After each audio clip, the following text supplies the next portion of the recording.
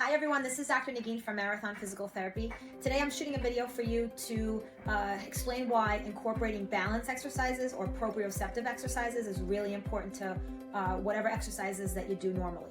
So if you think about a sport that you play, if you think about lifting weights or resistance training at the gym, if you think about even doing some agility exercises or going on walks, swimming, I'm trying to think what else we all do.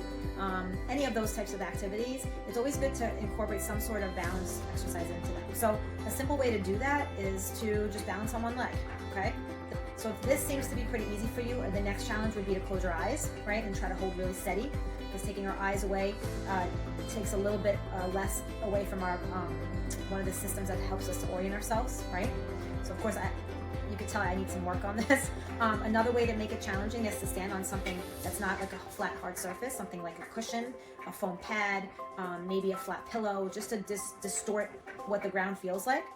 And then if we think about advancing that, like making it more higher level for some of you who are fit individuals, we would do things like maybe you can do a skip and then a hop on one leg, so quickly having to get into a balance position, then go the other way and balance on the other leg, and building in different exercises like that into any normal routine. Another way to even make it more challenging is to challenge our calf muscles.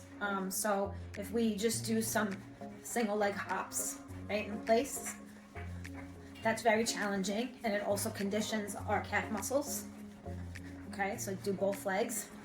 Want to make sure you're strong and your body can sort of jump, but also catch you and almost help you to land really well.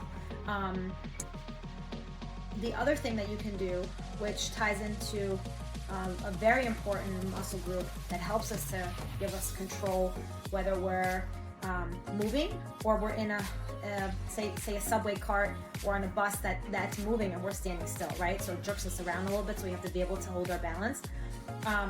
Another way to sort of simulate that for yourselves is to train the calf complex, okay?